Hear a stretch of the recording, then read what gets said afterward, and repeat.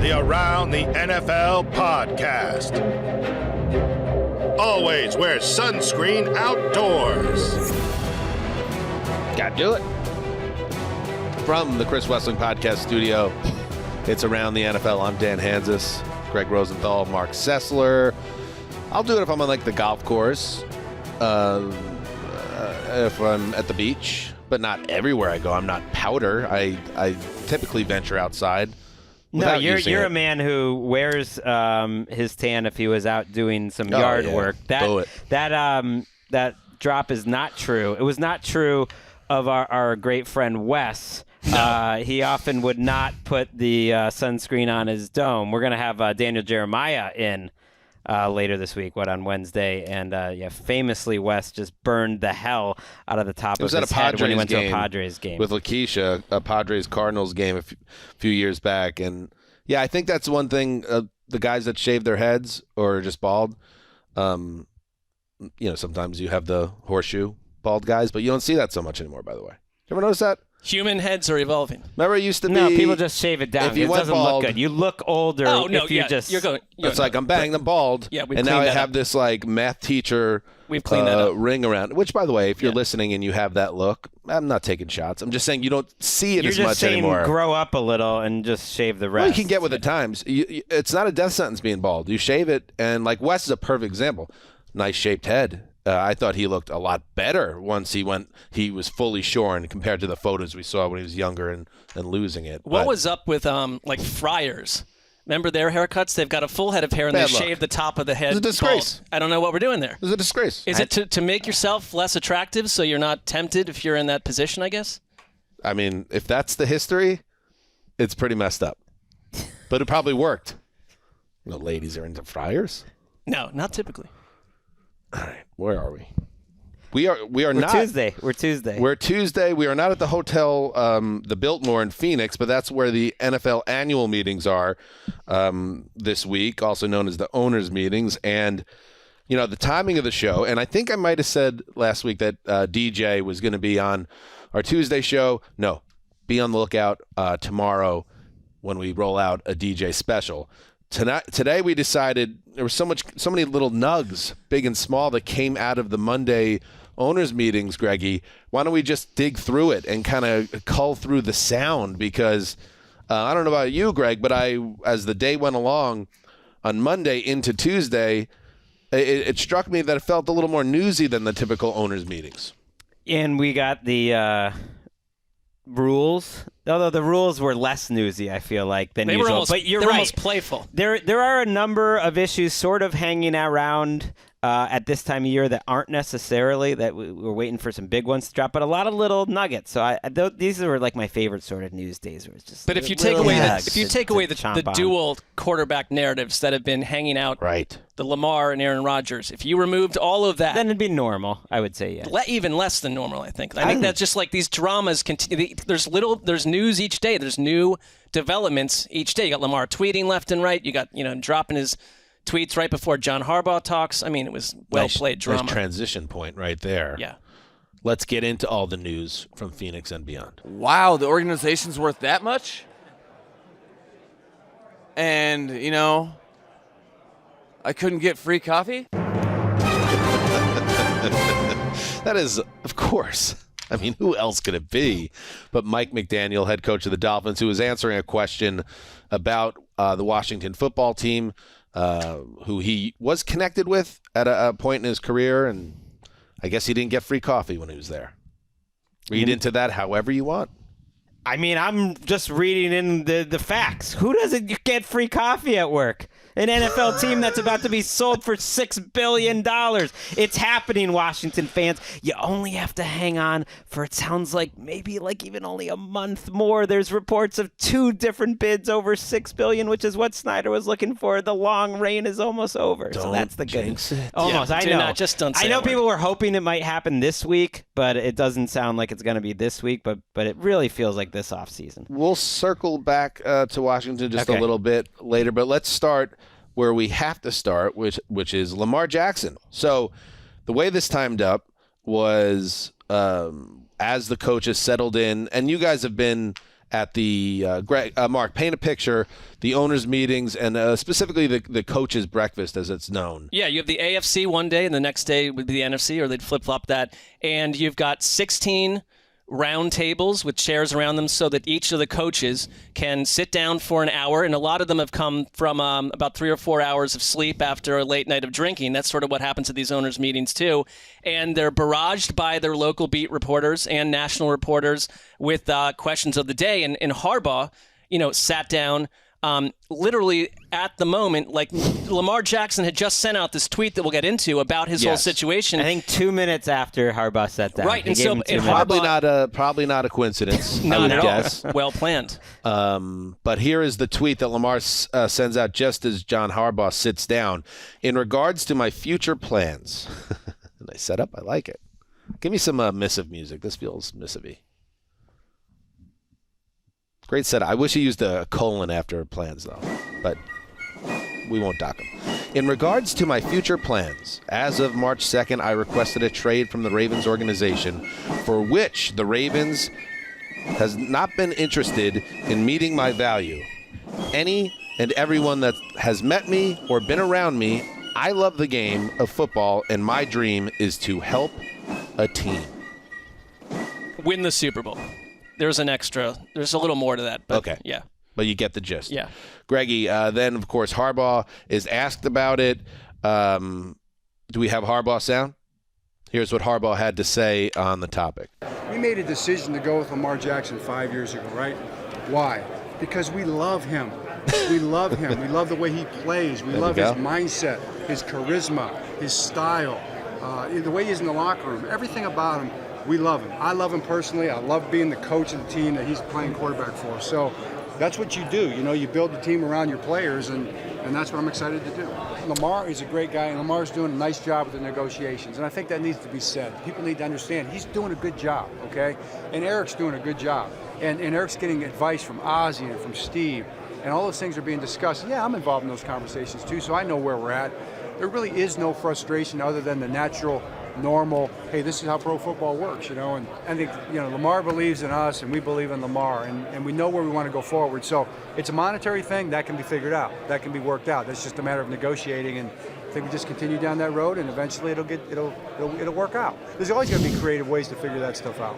Yeah, my takeaway from Harbaugh, the way he approached that was, even though Lamar's out here saying trade me, there still does seem a path forward between these two teams. It's still a financial situation. And quite frankly, to me, Gregg, the fact that no team has emerged and aggressively sought out Lamar is the best possible situation for Baltimore, who I think do want to stay in business with the quarterback ultimately. Well, they better. What else are they going to do? They don't have anything. They got Snoop Huntley, who was I'll tell you what they would do. If he did end up leaving the team, they'd probably take a reset year and then attack the quarterback position either this draft or the next. Or they have multiple first-round picks. I get it, but John Harbaugh was close to losing his job when Lamar Jackson showed up and saved it. I believe John Harbaugh wants Lamar Jackson to be there with every fiber of his being. It's not really up to him. And so I agree with your take, Dan, that he's trying to keep the lights on. But we're all in a hurry because we all cover this each and every week. But there's really nothing other than the draft coming up that's a flashpoint here for Lamar. And you said flashpoint? Maybe we should do a flashpoint with Baltimore. However, flashpoint should almost lift the veil on something that's about to happen. This is happening. It also said drive through the executive producers of the project, which is you and I. That's I also also true. would have liked to hear the Flashpoint theme song there. He kind of missed you. There you go. There you go, Justin. I guess my point in raising that with the Ravens, though, is at some point in the draft is kind of that point, if we get past it and he's still on the team. The Ravens are truly need him more than he needs them. Now, he wants the contract. He wants everything that comes with it. But I think we've seen with Lamar Jackson, and I think they know this too, that I actually think he would stand on principle and just not play. And they are in a tough spot too. It's been almost talked about that it's like a money thing. They don't want to pay the money. They're not going to pay the money. Lamar's being stupid about the money, but they need him as a player. And so that I'm not really sure how that gets worked out here, and we'll see if another team steps up. I'm with you in the sense that there is a storyline here where we get to the summer and this is not figured out, and Lamar Jackson does not play this season. I just think I don't think you tweet out. I think everyone loses. Let's just be clear. Everyone loses, including Lamar, if that's how this plays out. A great athlete in his prime. But a couple months ago, if we had said Lamar Jackson is going to be available in a trade, I think the common understood theory would be that a bunch of teams would come running. You have instead the opposite, where it's like you have Jim Irsay, who the Colts have been the most logical landing spot, right? Jim Irsay, during these owners' meetings, said, I am not interested in this guaranteed money. I'm interested in paying him, and we can find a way to make a fair deal, but the guaranteed money is a real sticking point with these teams. They don't want to do it, and it's funny because it's like Laramie Tunsil signed that contract a couple weeks ago, and to me, he never had an agent, and you didn't really even notice that. I'm noticing it with Lamar Jackson. The idea that he is operating agent-free and that he shouldn't have had a deal a year ago, if not 2 years ago. Josh Allen has made $67 million over the last 2 years. Lamar Jackson, 25. But they were drafted in the same class. Right. Well, Josh Allen made $20 million more off the top of because he was drafted. Well, that's fine, but it's because he's got a second deal with an agent. Part of that story too is that the Ravens were not giving Lamar Jackson anything close to Josh Allen's contract at the time, which now looks like a great deal for the Bills. But that was the whole reporting, was that they weren't offering anything close to the market deal at the time. I mean, I'm with you. It's all a mess. It might be different if he did have an agent, but I think at this point, But then he has also got this. This is the problem, because this Ken Francis figure who emerges from the mist, who is contacting teams a week ago on behalf of Lamar Jackson, which is against league rules. And ultimately, I know the league seems to not be doing too much about that kind of thing, but that's the kind of thing that could null and void the concept of a deal. Yeah, and that reporting's been questioned too. Okay, but teams are concerned about the fact that Lamar Jackson's being contacted through by other people. That's not how he's meant to act on his own behalf. He's the only person who should be talking to these teams. I guess my thing is just everyone's in a hurry for all this, and I'm more willing to see where we're at after the draft, because the reporting in terms of the Colts that they're very open to it, to me sounds like at some point they're gonna make an offer. I would think that's more likely than not. To that point, transition. So since Lamar dropped that tweet, that became obviously a talking point, and maybe it would have been either way, but especially once Lamar puts himself in the news cycle in a pointed way like that. So Jim Irsay, the owner of the Colts, he was asked about Lamar, and of course, when you talk about Lamar, it connects immediately to what is said to be Lamar's ultimate driving goal, is to get a fully guaranteed deal. And Irsay had this to say: as an owner, I do not believe in fully guaranteed contracts. I think that a percentage is one thing, but from what I've seen from the NBA and baseball, I don't see it as a positive competitively. Now I want to play something Pete Carroll, who was asked about Lamar Jackson and whether Lamar, former MVP, 26 years old, was ever considered before they made the decision to move forward with Geno Smith. Was Lamar Jackson ever considered an option for you guys? No, I couldn't imagine he would be available, and we couldn't afford him. Couldn't afford him. And then just because it connects to the other big story, Joe Douglas, GM of the Jets, was asked about Lamar. Would he be a fallback player if the Aaron Rodgers negotiations dragged out to a point where the Jets felt like they needed to pivot? Yeah, well, first of all, Lamar Jackson's a fantastic player. But where we stand is, it would be disingenuous and negotiating in bad faith if we went down that path. So right now we have our plan, we have our process, and we're sticking to that. And finally, I'll read a quote from Jimmy Haslam, the owner of the Browns, because so much of this is the ground zero is what happened a year ago with Deshaun Watson. Jimmy Haslam, you always wonder, I wonder, if the Browns could do it again, would they do it? Right here. Right. Before we even know if Watson will ever be a player of that level again, would they go through it all again? Here's what Haslam said about that now infamous decision to give a fully guaranteed contract as it continues to what was the analogy I made that I was quite proud of myself? Do you remember the analogy? There are a few of those, but you could have you kind of have to narrow that down more. It will come to me. Okay. Here, Jimmy Haslam, every team, every business has to look and do what they think is in the best interest of their team. we did what we thought was in the best interest of our team. We still feel that way. So we're excited to, if you will, have that stuff behind us. This time last year, how many games is he going to play? Is he going to play? Is he not going to play? He's going to be there the whole season now, and barring injury, heaven forbid, he's going to play all 17 games and hopefully more. That I think alone is a bigger leap to the organization, to Deshaun, to all of us. I mean, and Haslam is very comfortable, I just feel like, over his entire run in Cleveland, playing something of a villain, because at these owners' meetings, when you're sitting in these rooms and they're discussing and talking about things that we'll never hear, it's like Haslam has created this problem for the Ravens. He's created this problem for the rest of the teams around the league. And I think other owners are trying to pivot and say, we're not following your lead. Jim Irsay's saying he does not feel comfortable with this kind of a deal. But I think it's also the environment that you don't feel comfortable with is 30-plus other owners saying, don't do this. Well, it's clear Lamar Jackson's not getting a fully guaranteed contract, and that he's not even going to ask for a fully guaranteed. I think he's looking for something. I think we think about Watson as the thing totally getting in the way. But Kyler, too. I think he looks at Kyler as a player that he wants to top that contract, and it sounds like no one's stepped up, or the Ravens haven't stepped up to that point either. Haslam would be insane, though, to redo that Watson deal right now, knowing what he knows. But he can't say that, though. And they can't even think that way. And I'm sure in their minds, they can't even think that way, at least vocalizing it. Like, they have to be all in and just make it work, because you absolutely have to think that way. But it'd be insane to redo that deal, knowing what we know now. Are you kidding me? Exxon Valdez spill, 89. Oh, that's right. Prince William Sound. Wait, that's the Watson contract? Yeah, it's an oil spill where the ramifications and consequences continue.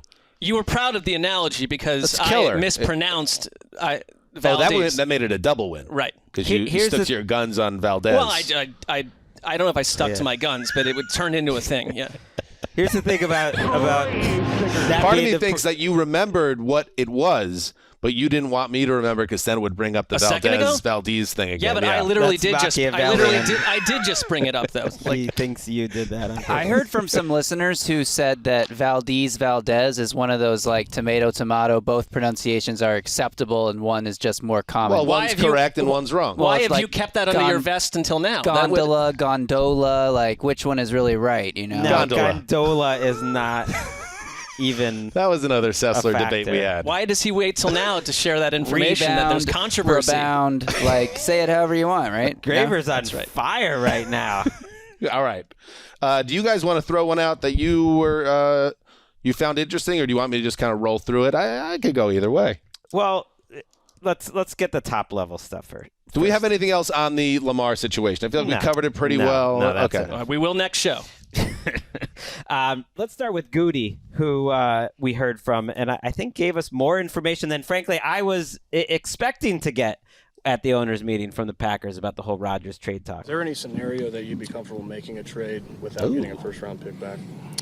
Yeah, I mean, I think that's not a necessity, but at the same time, the value of the player is he's a premier player, so I think getting premier picks back for that players is important. They followed up that comment, which I think was noteworthy, with some more reporting, and the reporting got specific that it's like maybe it'll be a 2 this year and it'll be a 2 next year, but it can move up to a first potentially, depending on what how the Jets do, and they might be arguing over whether it's stats based or whether Rodgers is still on the team, and it depends. Are you referencing the Charles Robinson Yahoo report? Yeah, that was Robinson. It was shockingly specific in terms of what the terms were. Right, he was very specific, but you've also heard some of the insiders at our network speak to it in similar tones, but maybe not quite as specific, making me think they had similar information.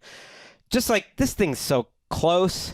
And I get why they're fighting over everything, and the players might be involved, and that matters. But no one's worried about it at all, which is why we've been treating it as a non-story, I think, over the last week and a half, because we're going to find out. And I think now, Dan, you kind of know what the terms roughly are going to be, which is probably a couple picks that aren't first-round picks. Yeah, if they're saying that with some conditions, they're not. If he's publicly saying, in Arizona, we're not necessarily looking for a first-round pick. At this point, it's already decided. It's not going to be, to me, a situation where the heels are so dug in that something truly ugly happens. They should be able to figure it out. Nobody's worried. Yeah, and the reason I think that the Jets also should dig in a little bit, and this tells you that they're getting into the nitty-gritty, is that we're going to do this again with Aaron Rodgers next offseason. We don't know that he's going to play for 2 years, and so it needs to be incentive-based, or I think part of it was like if they reached the AFC title game or hosted a divisional round playoff game, certain picks and stuff could change a little bit. And the Jets might want it to be, does he play in 2024? And Absolutely. And Goody mentioned the players there, so that's sort of just something to put a pin in, and we'll find out, but I think we learned about and that. Rap Sheet mentioned that there is a world, and it doesn't seem improbable at this point, where, yes, it's going to happen, and there's a lot of money tied up into whether it's the post-June 1st trade and how that all plays out, but this could go right up to draft week, is sort of the feeling to some degree that it wouldn't be improbable for that to occur. And I wonder, because being the general manager is such a front-facing job, and there's so much interest in terms of what the Packers are going to get from Rodgers. If Goody is kind of massaging the message a little bit and just letting the fan base know a little bit too, like, hey, do not kill me when this trade comes through and it's not a first-round pick. I've already dropped a breadcrumb to be ready for how this goes down. Hopefully soon. We'd like to move forward. How about you, Marc? Anything that something jumped out to you from Arizona? Robert Kraft on a number of topics. Number one, he dropped the nugget that Meek Mill had texted him saying that Lamar Jackson wanted to play for the Patriots. So there's that, and it's just like you're getting the full Robert Kraft experience. But I mean, come on, man. Well, as my daughter's 5th grade friend said to me, as like I sang along to some song on the way to a movie together, is like, that's very cringe. Like Robert Kraft is cringe sometimes. There's with no the way sneakers, with the Meek Mill references. There's no way that it can't be. But, wow, Gregg, you've never had anything critical before to say about Bob and his sneakers or anything else. I think you have. Not about the sneakers. There have been a couple things. In fact, I have many times on this show that I don't like it when the three guys were battling. Like it's like, oh, Belichick, Kraft, and Brady, the 3 pillars. And I get it, but like, let's not make my this other equal. side to this was I thought that he was just a little bit chilly on the future of Belichick, because we know that Belichick is 30 wins away from chasing Don Shula's record. And do we have Robert Kraft on that? Look, I'd like him to break Don Shula's record, but I'm not looking for any of our players to get great stats. That isn't. We're about winning and doing whatever we can to win, and that's what our focus is now. And it's very important to me that we make the playoffs, and that's what I hope happens next year. And this married into a lot of flowery comments about Jared Mayo, who they love and who he talked about as someone he hoped might even be a head coach for the team down the road at some point. And then I thought the icing on the cake... Did that sound like a playoffs or bust mandate? A little bit. I think so. The icing on the cake was they asked about Matt Patricia and that whole utter debacle from a year ago. And listen to what he had to say here. I think he got put in a difficult position. And I think it was sort of an experiment. And he worked very hard at it. And in retrospect, I don't think it was the right thing. And I feel bad for him because he's such a hard worker. He got put in a difficult position. That is by far, Greggy, and you've been following this team as closely as anyone, the most public in terms of criticism Belichick has ever gotten from his head coach, right? I mean, certainly since the Brady years started, and it really does feel like Kraft is letting the public know that, yeah, like Bill doesn't just get, I mean, the way, to me, like that question, the first question that got set up where it was like, what was it? The Don Shula business. If it happens again, a losing season, could Bill's job be in jeopardy? Or is he here to break Don Shula's all-time wins record and beyond? Like, the way to easily answer that question is like what Bill Belichick has done for our organization. You can't put a price on it. You can't even begin to explain how important he's been for us. And we want Bill to be here for the rest of his career.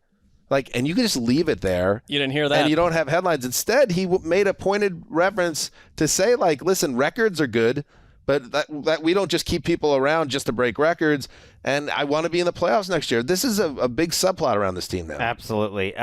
It started at the beginning of the offseason when they released the statements to explain how Gerard Mayo is going to stay.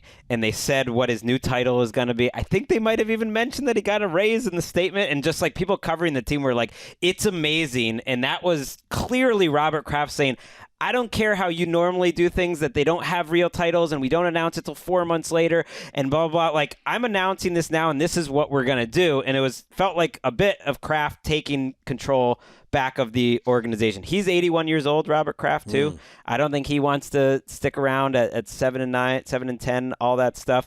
And you're absolutely right. I think it might be a playoff or bust scenario for old BB. One kind of funny, during the setup to that initial question, a reporter said, you guys have posted a losing record in 2 of the last 3 seasons. And then Kraft interrupted the reporter, and he goes, we were 8-9 last year. When was and then the reporter's like, the Cam Newton year. And Kraft was like, oh, the Cam Newton. Yeah. Like everyone else. Yeah.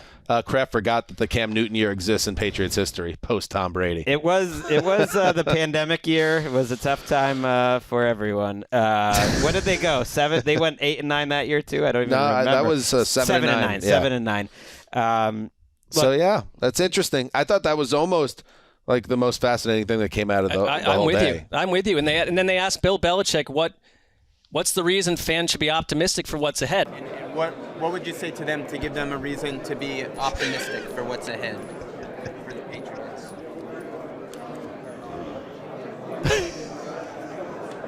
The last 25 years. You got to watch the YouTube show. He sits there kind of rocking in his chair, staring at the reporter, then thinking what he's going to say. And that question is coming from 2 feet away from Mike Reese, who knows just how to ask it and who has been in Foxborough as long, maybe longer uninterrupted than Bill Belichick, actually. And hearing Tom Curran, who asked another one of these key questions for Kraft, and hearing his interpretation of Belichick's usually we're not resting on past history, and we're certainly not worried about individual honors over the team and everything, and that Kraft is really trying to say, look, this has been your rules for 20 years. I'm going to make you play by your rules. And it's saucy. Fun. It's saucy. All right, we got a lot more to get to, but let's first take a quick break. All right, we're back. Marc, something else that jumped out to you? I guess you could go to the sort of split response on Brock Purdy from Kyle Shanahan and John Lynch. I thought you would be interested in that. I think that, they seem to always sort of be on the same page about things. But John Lynch was very optimistic about the concept of Brock Purdy coming back in time for training camp. I'll leave the leader in the clubhouse at that. I'll let Kyle make those kind of decisions, but I know when we talk, I think Brock's probably earned that right to be the guy. If we were to line up, he'd probably take that first snap. And really excited about where Trey is at with his progress from his injury. He's been working really hard, and love the opportunity to be able to bring in Sam Darnold and his skill set. We think it's a really good fit, and so we like that. We like that room a lot. 49ers fangirl with courtesy there. Yeah, and Shanahan talked about the fact that, you're not going to have Purdy until maybe even weeks into the season, and even mentioned that Trey Lance, part of it is what is the future of Trey Lance? Is he tradable?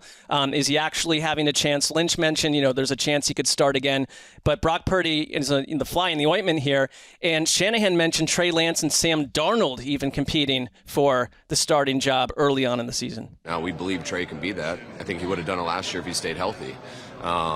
The good thing for him is with Brock being hurt and stuff, he has an opportunity to try to regain that and everything. And that's also why we brought in Sam, because we can't be set for sure on Brock, because you never know how the injury will go. We think it will go well, and we're optimistic about it. But right now, that's on hold. Shanahan, it's an early morning. Wouldn't surprise me if he was one of those coaches that was out late. Just feels like surprised me if he wasn't. He's got a lot of friends there, and it looks like it might have been he looks the late pretty night. Tired. But he's like, I'm going to be on camera here. I'm going to put it together. My hair is going to look good, and you're not going to really know that I was the guy out there late last night. You know what I'm saying? Yes, that's important. I would say there's some indication he was one of those guys, I just hear based on I guess what I'm how he saying, though, normally is looks. some come in, though, and they put the hat on. They're sort of like grumbling. They're haggard. He's at least trying to put a good face on it, is what I'm trying nice head of hair. How about... By the way, Sam Darnold's starting for this team. There's no question about it. Well, they say there's reports connecting Purdy to like mid-September, maybe. Right. When they say that at this point in the offseason, that's usually like a sign. It's a bad sign. But Maybe why are it's you so mid-season. confident? Is it injury related for Trey Lance, or you just think he's going to beat out Trey Lance? It's not like it's been a leadership change. I just think they like Sam Darnold, and the fact that Trey Lance is going to split reps with him right off the bat. And I know Trey Lance is coming off an injury, and that's part of it too. And there's a little buzz of like, is Trey Lance ever going to take snaps for the 49ers again? Could this just be Sam Darnold and Brock Purdy this year? I think you could trade Trey Lance. Right, that's what I mean. Yeah. Like if it starts looking, I think they're excited about Sam Darnold, and we'll see if they stay excited. If they trade Trey Lance, I mean, his value is higher than Zach Wilson, who's taken a pick before him, I would think, but are they that much different in terms of if you put him on the market, what are you expecting to get back? You're probably going to have to eat salary, right? And you're maybe a mid-round pick. Maybe you could talk someone into a 3. I just don't think he's shown enough in addition to the injury issues to have much trade value. And I mean, I am pro Brock Purdy to the end of days, but I also would feel like, yes, that was a magical run, but do you not need to see a little bit more from him post-injury before you move Trey Lance and roll with Sam Darnold and Brock Purdy? Yeah, we'll see. It's a big offseason for Lance. I think, depending on how he looked in the preseason, if he played and looked good, you make a good point. He would not have amazing trade value. I think there'd be a difference. Zach Wilson, you maybe get very little for, and Trey Lance would be like a mid-round pick, but that's pretty disappointing when you traded 3 first-round picks to go get him. Right, and I'm a Darnold fan, obviously, but if I'm running the Niners, like I am giving Trey Lance a chance. Absolutely. Like that way I know. Right. Like I have this window here where I have Purdy on the shelf, and now you could give Lance some run and really know for sure whether or not the guy that you were drafting is who you thought or hoped he was. Anyway, it's not controversial. Trey Lance actually said a while back that Brock Purdy deserved the starting job, which is a strange thing for him to say. Deserve? All right. Anyway, Washington. I'll circle back real quick to Washington. Chase Young. They were asked about Chase Young, who obviously was drafted, came into the league as a high first-round pick, a potential generational talent on the edge. His 5th-year option needs to be picked up. And I thought it was interesting hearing this when we talk about what's going on with the sale and ownership and how that affects a team when you're trying to get ready for a new season and build toward the future. Here's what Ron Rivera said. It's one of those things that you've got to really think it through. You've got to be able to plan it out. And with the situation we're in right now, waiting on, like everybody else, to find out, ownership, we got to kind of drag our feet a little bit until we get to that point and find out, do we have to find out from whoever the new ownership. But to be honest, if there's a new owner, we have to go to them and find out. You know what I'm saying? It's so I don't know at this point. I mean, when the head coach is saying things like we have to drag our feet a little bit and we have to wait before a deal, and it's the sale of it's like an upwards of $10 billion sale. These things don't happen overnight quickly. The whole organization is in gridlock right now, it feels like. $6 billion, right? $10 billion was Succession. They got 10. I think literally that's where I came from the fake CNN. I'm trying to think of the name of the And by the way, the company conservative network is ATN. Which is interesting. Yeah, that's annoying. I think they paid too much. I do not care what the Washington Post says. Anyway, so that is interesting. It's crazy. And Rivera, they asked about this all happening, under his tenure. It's been kind of a wild tenure for Ron Rivera. And he just said, par for the course. Yeah, I think it's like one of the first, okay. He was a good hire for a team in chaos because he's Ron Rivera and because he's handled all this so well. This sounds like frustration because it's his family, it's all these other people's families around the building where none of them know if they're going to be employed a year from now. And if of any team in the league, they've been let down by their ownership. He also came out publicly and was quoted saying on Tuesday, "We do not have this sound, but I do have the quote. That quote, I'm a Big Bang Theory guy. I'm a big Bang Theory guy. I'm like the show. I'm in Bang Theories too in terms of like when we're discussing people being on the short end of things. But he means the television program. Big Bang Theory guy. You don't know how to say it. It's like rebound. Oh, that's what he called it. That's funny. Anything, Greg? I don't know. I don't know what the context was for that. But Not necessary. I just thought it just works as it is for us. I thought it was interesting that on the same day that Sean Payton and George Payton, not related, not spelled the same, but working together. Probably annoying for both men. Yeah. Spoke about Jerry Jeudy and Courtland Sutton, and Sean Payton said, "We are not trading them," and George Payton said, "We're not interested in trading them."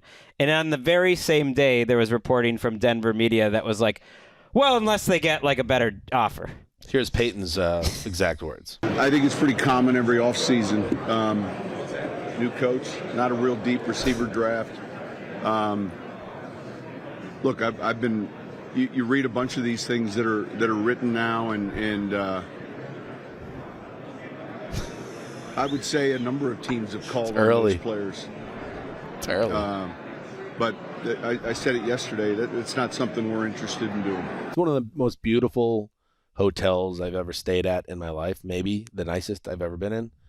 And it has pools in various areas, huge open green, sunning areas. I believe there's a golf course. There is. Bars here, there, and everywhere. In other words, it's a wonderful place to spend a night before the coach's breakfast.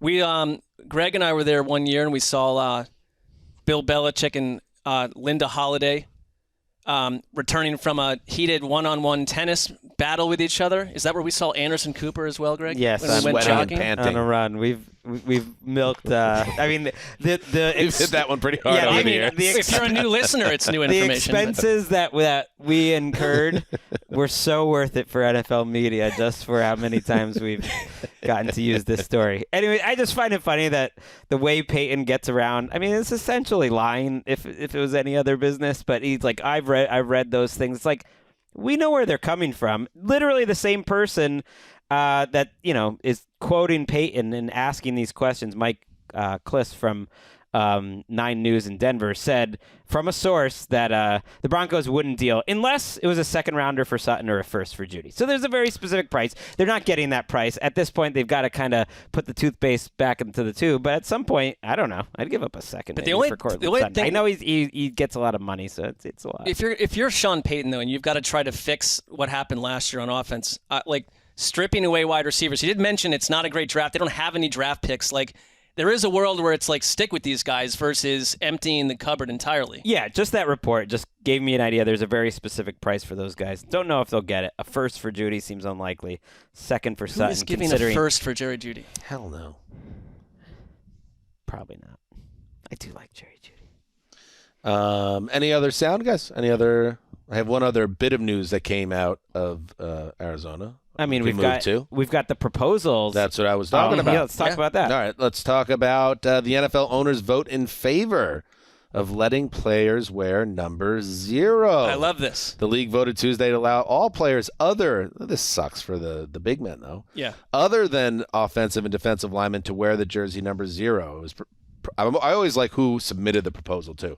The Eagles submitted it. It also allows kickers and punters to use any jersey numeral between 0 and 49 and 90 to 99. That bothers me a little bit. Do you want your place kicker out there at number 93? Maybe. Is he making the kick? No. I don't know. I kind of like it. He's not making the kick. I'm a little surprised that this playful little rule just swept right through. I'm really happy that it did. Wow. I feel for the behemoths, though, that they have to have the offensive and defensive linemen. It's another Sessler word. What? The behemoths? I say behemoth. Behemoth. Calvin Ridley, by the way, tweeted, excited to be the first Jaguars player to wear 0. Shout out to Jags Equip. Wow, the equipment guys have a Twitter handle. I love it. We did learn, though, that this was as low octane of rules changes, I feel like. We led with number 0. No, I like that. Yeah, that was honestly the most interesting thing that actually passed. The other things that passed were quite minor, making tripling penalty a personal foul. They were like tweaking what the definition of launch means. You can't benefit from the extension of the first half as a result of a penalty. Basically, you can't intentionally commit a penalty at the end of the first half, which I did think happened once last year, and then get to run another play. But the interesting things didn't happen. Can I have one more that did happen? Sure. Because I think it will come into play and will be interesting. The NFL also voted to expand instant replay to allow for a review on failed fourth down attempts. So typically, I'd approve of that. That's automatic review then on a failed fourth down attempt. It usually is for scoring plays and turnovers, and I guess a fourth down attempt that fails is a kind of a turnover, so there's logic to it. That's good. I don't know where that one came from. Submitted by the Texans. They did not approve the punt touchback, which I like that idea. They were going to make punt if you hit the ball into the end zone with a punt, it goes back to the 25. That didn't happen. They tabled once again the rule where you try the 4th and 20. Yes, the onside kick. They keep tabling it, though. They want to talk about it again. I like that. But they rejected making personal foul penalty in terms of hitting the quarterback reviewable, which I really thought might happen, and they didn't even get close. And that's to me, the whole thing's a failure. Until they finally let common sense prevail, that is going to continue. Not just the quarterback, I also think for any type of targeting type foul on these vicious hits that are happening in a game that is moving so fast that can swing a contest in terms of it could be a 4th and 20 and there's a hit over the middle or a quarterback gets taken down and it should be a turnover, and instead it's not only just a first down, a 15-yard gain for the offense. If it's a play that could be that consequential, take a look. It doesn't happen all that often where it should really I think maybe the pace of play is something that they have an eye on that they're trying to protect as well. And that could be coming into play, but I think it's too important to ignore. Yeah, I mean, if anything, over the last number of years, they've been reactive to rule changes that, blow up playoff games, become talking points on Twitter. And the roughing the passer thing, to me, fell right into that territory, and I think it's a lost opportunity. The Lions had some great ideas. You said you like seeing who proposes it. The Lions were money. They wanted to get more opportunities to get another challenge. Basically, if you keep getting your challenges right, you get a third. They rejected that. That's lame. And then they also wanted to be able to challenge personal fouls. That it's similar to the quarterback one, but basically any personal foul that you could be able to challenge that, since that's such a big penalty. And they ended up taking that away. They withdrew it because they knew it wasn't going to pass. Holding down our Lions, just like you two suppressors are doing. Don't put me in the anti-Lions camp. At first, when we were at the season and Jamal Williams was there, we were like, oh, yeah, we're going to run it back. We were talking about running it back that night, with the Packers night. And now we were riding high. Falling high. We were riding high in that moment. What world do you live in, Gregg? It's a beautiful one. Sunny. I should mention as well, not connected to the owners' meetings, the Seahawks reached a 1-year, $7 million deal to bring back Bobby Wagner, coming off a all-pro season with the Rams. I love it. Everyone loves it. You like to see the homegrown guys that had long careers stay there the whole time. He went to L.A. in a weird scenario. It's like his John Lennon year when he broke up with Yoko and just exactly. Now he's back to and I think he was second-team All-Pro, but didn't seem to have a huge market. So maybe that's a little bit something where you squint, like how good was he last year, and now he's a year older. But if you're a Seattle Seahawks fan, you're loving it. 1 year, $7 million turned into like the kind of Mick contract for like really good but aging players, especially linebackers. Levante David got the same thing. Although there's been some reports questioning how, like, if this was an up to $7 million or guaranteed $7 million. Like, Seahawks fans were complaining way too much about this. Just be happy you got Bobby Wagner back. Come on. I like this little nugget. Remember we talked about the report cards for all these teams and how the Cardinals were absolutely flamed by their own players for everything from the cafeteria. The uneven floors and whatnot. Yeah, just a hot mess. But Jonathan Gannon has been working very closely with Michael Bidwell, the owner, to work on some of that stuff. And he said he's never even read the report card. But he's like, we're doing things differently. He's never read the report card? That's what he said. It's not reactive off the report card. He doesn't care about it, but he already saw things. No need to even look at it. That's what he said. I know he wasn't there, so I guess that's not as obnoxious. Wait, for a second I thought you meant Bidwell. No. I think Bidwell, if anything, was getting credit from Gannon for proactively wanting to work on things. So that's a pro for, I don't know if they pay for coffee in that building, but it sounded like it. One little thing that did bubble up was the Herbert contract talks have started. It's like I do like it when they're like just one day Joe Burrow or Justin Herbert hopefully just like sign a big contract and it's not this like long running story. Wouldn't it be nice? I have my doubts when it comes to Burrow just because it's the Bengals, but prove me wrong, Bengals. It is interesting not to endlessly go in the cycle of talking about the Lamar contract. If Herbert or Burrow, and I wonder if some of this is tied into everyone waiting to see how the Lamar saga unfolds. If those guys don't get fully guaranteed contracts, but that ship has sailed. No one thinks he has a chance to get a fully guaranteed contract. Lamar at this point. Yeah, but I mean, what about these guys? Publicly, what about these guys? Well, I would assume they won't either, but I would assume they'll get more guaranteed money than Kyler Murray got. Feels like the Lamar should be going at the to very little starting point. Lamar should be going to the Falcons, but the team decided that Desmond Ridder and Tyler Heineke are their guys. And Arthur Smith said Tuesday that the second-year pro Ridder will begin the season as the team's starting quarterback. The plan is to start Desmond. That's our plan going forward. I think that's coming from the owner on down. Spicy meatball. I'm really looking forward to at some point this offseason. I got to just watch. We got to all just watch all the Desmond Ridder throws. I promise you, I must because from 2022, I feel like I'm going crazy. And then we'll come in with some fiery hot takes. It's going to be an exciting week. It would maybe just make it Desmond Ridder week. Well, his last two games, he did improve, but it's a This stretch. is a disturbing and ominous headline from ESPN. Seahawks' Pete Carroll quashes talk of Jamal Adams' demise. It seems pretty heavy. Fiery headline. How about just like job security? He does seem. There were a couple little receiver moves that could matter. DJ Chark got $5 million from the Panthers. I mean, at this point, he has a chance at least to be their number one receiver, so at least it's worth noting. Or number two, he's going to play. Nelson Aguilar is a member of the Baltimore Ravens. So they are making moves. Come on back, Lamar. Why did the Ravens specialize in signing underwhelming wide receivers? I actually think that's a good contract. 1 for $3.5 for Nelson Aguilar, who's he's got some juice left. Made a couple amazing plays last year. Again. I mean, everyone that was with the Patriots, you almost can throw out that year. I mean, I'd rather have him than Devontae Parker, who the Patriots are paying like $6 million to. Just saying. All right. Anything else? Taylor Rapp to the Bills. We're really bang. Will you ever stop talking, Gregg? Making sure we're covered. All right, good. I think we covered it. Let's get this bad boy out to the public. Again, a reminder that Daniel Jeremiah of NFL Network, draft guru, they call him. At least that's what the teenagers call him. He'll be on this show tomorrow in a draft special for Around the NFL, so be there for that.